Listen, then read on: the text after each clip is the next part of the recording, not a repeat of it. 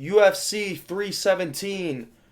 I am so freaking excited for this card. I've been so hyped for it.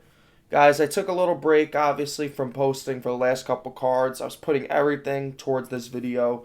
I've been so fucking hyped. I've been excited. I've been waiting for this moment. This Saturday, balls to the fucking wall. All these fights are bangers. I'm so fucking hyped. But, nevertheless, we're going to get into this real quick. I'm going to stop with the bullshit. We're going to get into this. We're going to get into my predictions and how I think this card is going to go and break down each fight. Starting off, we got Nico Price and Jacoby Smith. Guys, this is just a fight where they're throwing in the towel. Nico Price is just going to be a... he's there for Jacoby Smith to make a highlight. I mean, there's a reason Jacoby Smith is a minus 2,000. Jacoby Smith is going to fucking blow the doors off Nico Price. Nico Price has been out of his prime for a while, I would say. I just don't think that, Nico Price is the same fighter. I mean, take for granted, I picked Alex Morono to beat him, and we saw what happened with that. Alex Morono just is not as good as what everyone thought he was. But, again, this is a different prospect. This is someone with that type of power, good grappling. I think he could take the fight down too if he wants with Nico Price. This is Jacoby Smith's fight, man. He wins however he wants. If he wants to submit him, he'll submit him. If he wants to ground and pound him, TKO him on the ground, he'll do that. I think the outcome for this fight is more than likely going to be a KO. So I would say Jacoby Smith is going to probably win the fight within like the first 7-8 minutes of this fight. So Jacoby Smith not gonna stick around. He should win the fight. Odds are shit as you would expect. He's a minus 2,000, like I said. So he will win the fight, though. Jacoby Smith will win the fight. Next fight, we got Deniz and Alves.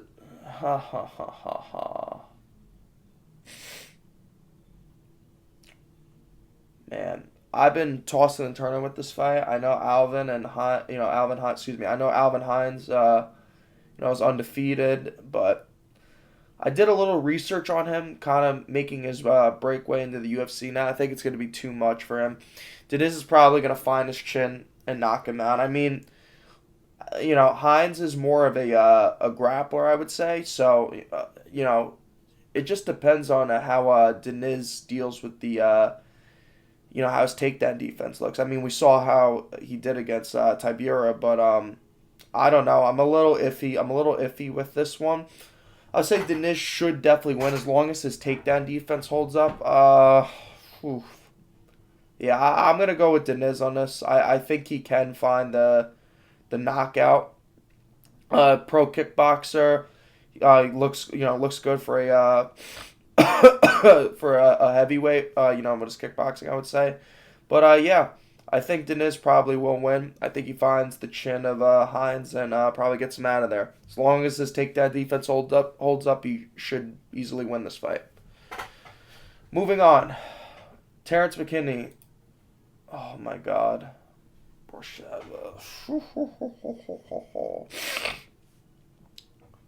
Man.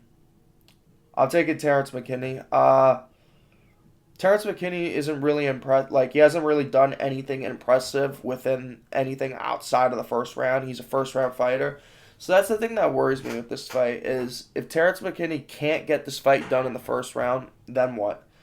I'm a little worried. I just don't... The thing I will say, though, is I don't see a guy that's 8-5 coming in and beating Terrence McKinney. You know what I mean? It just doesn't make sense to me. But, yeah, I think Terrence McKinney should win this fight. So I'm going to pick Terrence McKinney to win. I would say probably more than likely, if I'm mainly picking him off of him getting a finish in the first round, I would say. Comes out hot. Everyone knows that. So, yeah, McKinley is my pick for this fight.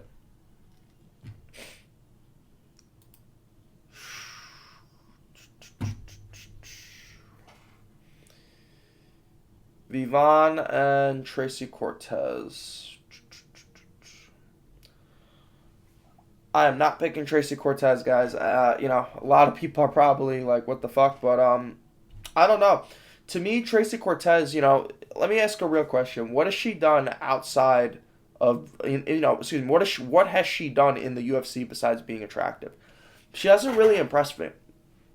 I don't think her takedowns are all that, or I don't think her striking is all that. She got exposed by Rose, but I mean, it's Rose to be fair. But I mean, there's been a couple other times where she's been taken down, and it almost seems like the wilt comes in, in the doubts. But yeah, I think Vivon probably will win this fight. I think she'll outdog Tracy Cortez. I just don't think Tracy Cortez is all that. I know all these people are probably, everyone thinks she's like the model of the UFC, but other than being attractive, she hasn't really done anything to impress me to where I'm like, oh yeah, she's definitely going to win this fight. So yeah, I'm going against Tracy Cortez on this one, and yeah, that's my call. Moving on. Hyder and Jose Miguel Delgado. I think Delgado's going to fucking chin the fuck out of Hyder. I really do. I just think his striking's a little bit more cleaner. It could end up going, I would say, later on towards like the end of like the second round, middle of the second round, something like that. But I'm not sitting here saying he's gonna come out and flatline, KO him in like the first 5 minutes or the first round.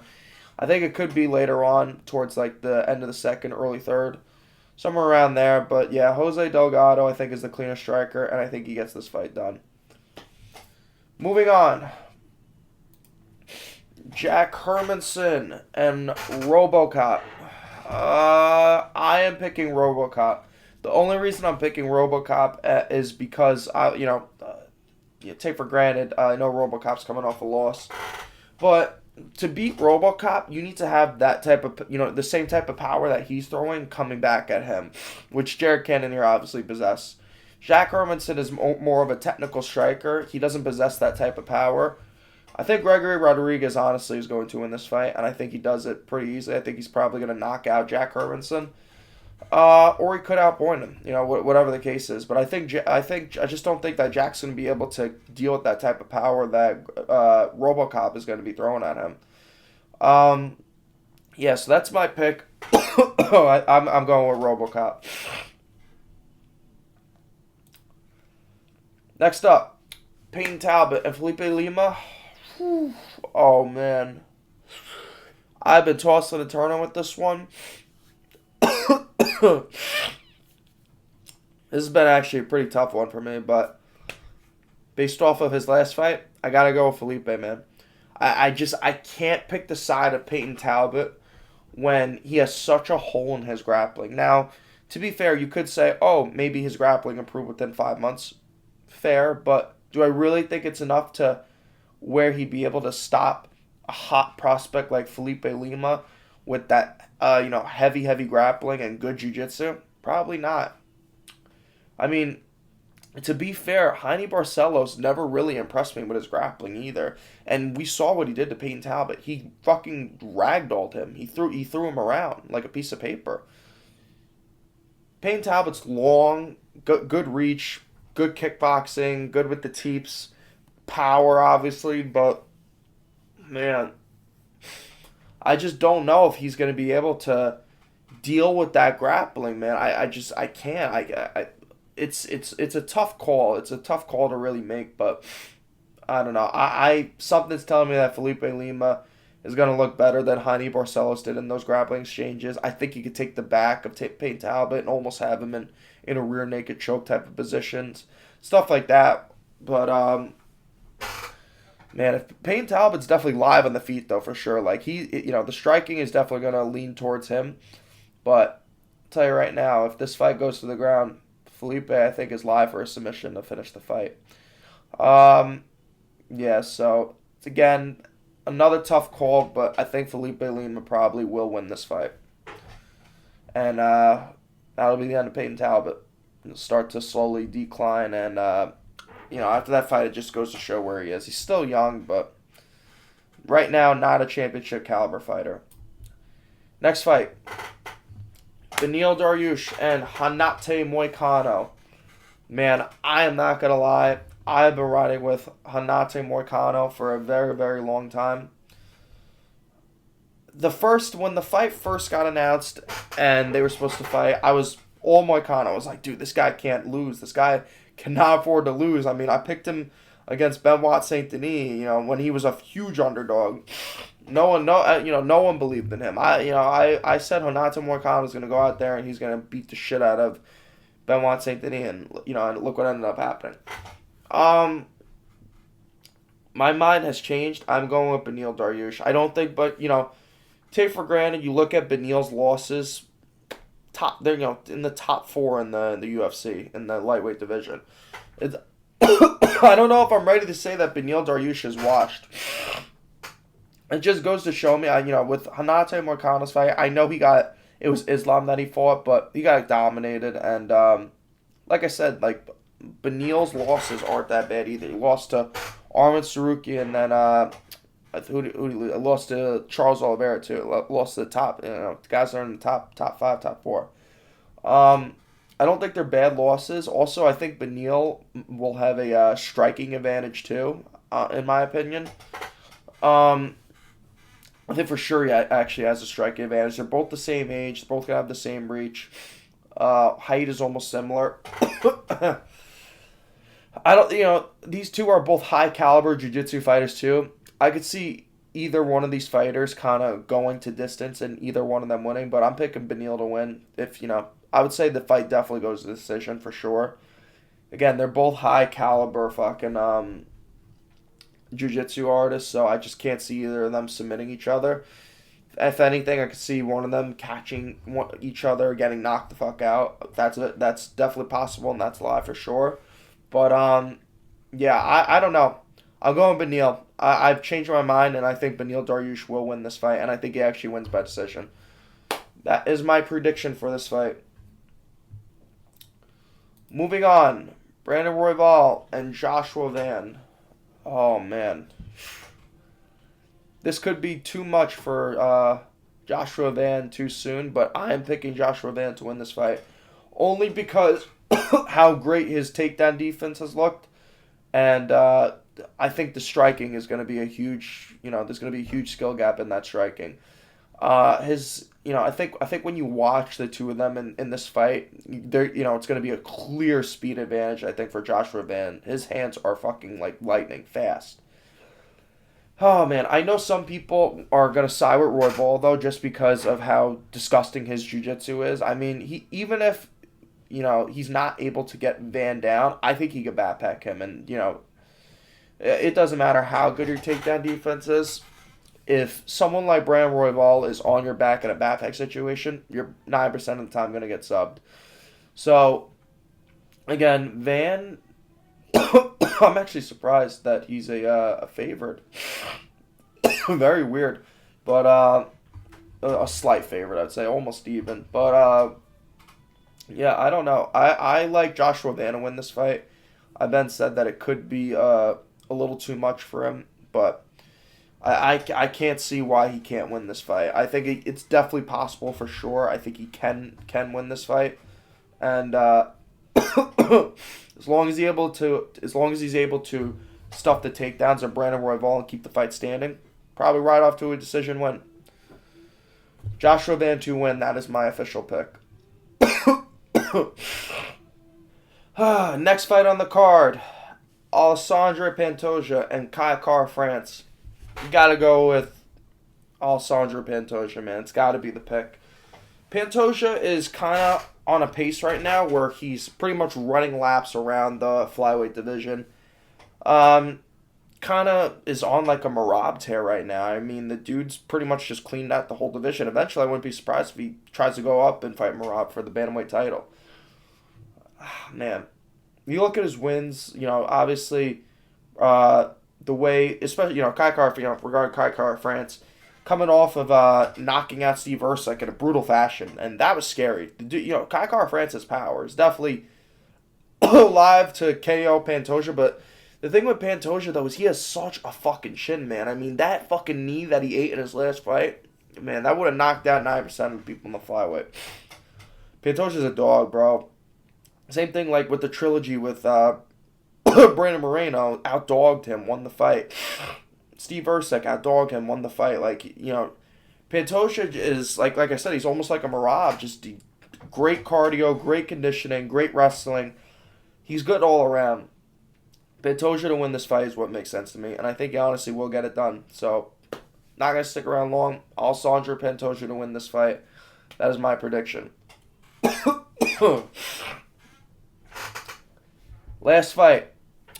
Guys, if you haven't already, like, subscribe, comment, let me know what you guys think. But we are going forward now to Ilia Topuria and Charles Oliveira. Guys, you know where I stand. Ilia Topuria is destined to win this fight. He is destined to knock out Charles Oliveira.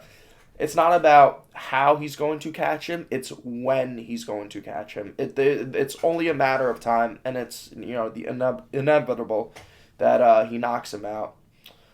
Man, I just think that Ilya's representing the new age of the new fighters, and Oliveira's the fighter of the previous generation.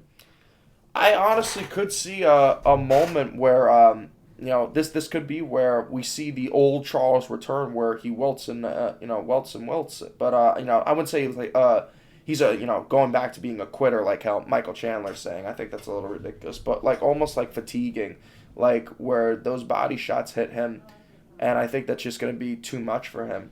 He could crack him and get him out of there very, very quickly. I honestly could see him getting this done in the first, second round, somewhere around there. If he doesn't knock him out in the first, probably making his reads in the first round, knocks him out in the second round. Man, it's just destined to happen. The way that Oliveira fights is he loves to pressure fighters, and he's always moving forward, and that you just can't do that with someone like Ilia Topuria. Otherwise, you're just going to get caught very, very quickly. And even if this fight were to go to the ground, I just think that Ilia Topuria is confident everywhere. I think he's confident to where he thinks and knows that he has the skills to beat him. People forget that he's a well-rounded fighter, and he's actually a jiu-jitsu based, style fighter, and he only improved on his boxing a couple years ago.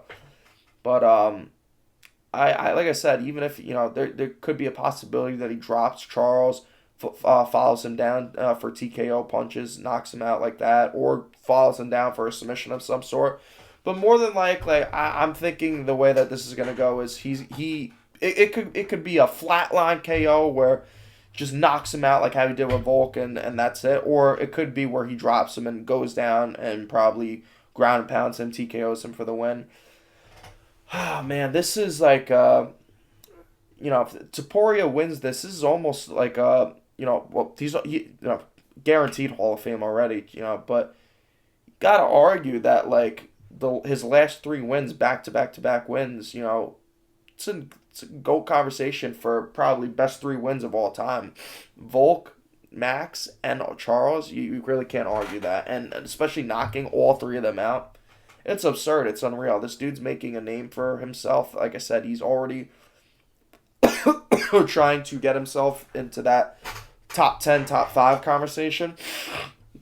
And he's trying to do things that, no one else is doing right now. And he's chasing for bigger things. His vision, right now and where he stands, he's made it clear. He wants to be that guy. And I think that he is going to get it done against Oliveira. I don't even think this fight's going to be close.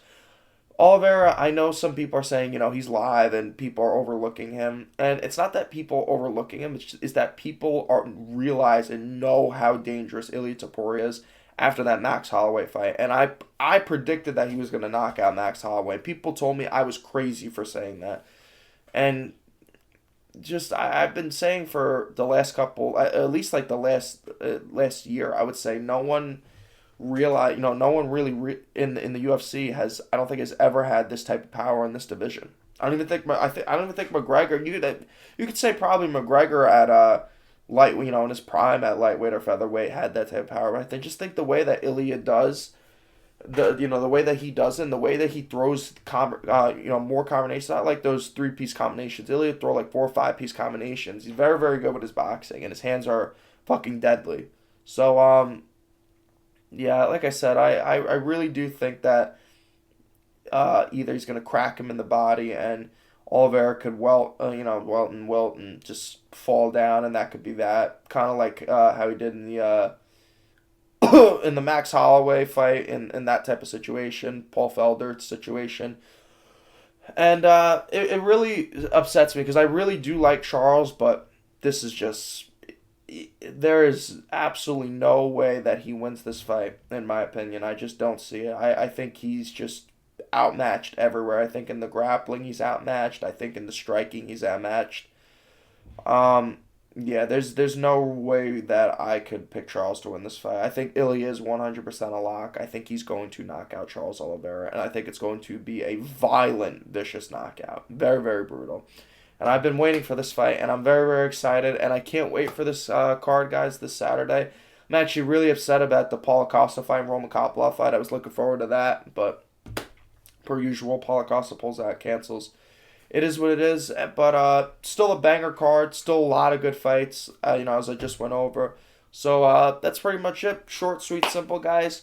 And thank you for watching. Like, subscribe. Let me know what you guys think of this breakdown, and I will see you guys. Excuse me. I'll keep updated on social media, and like I said, I can't wait for this card. And yeah, we'll talk soon, everyone. Later.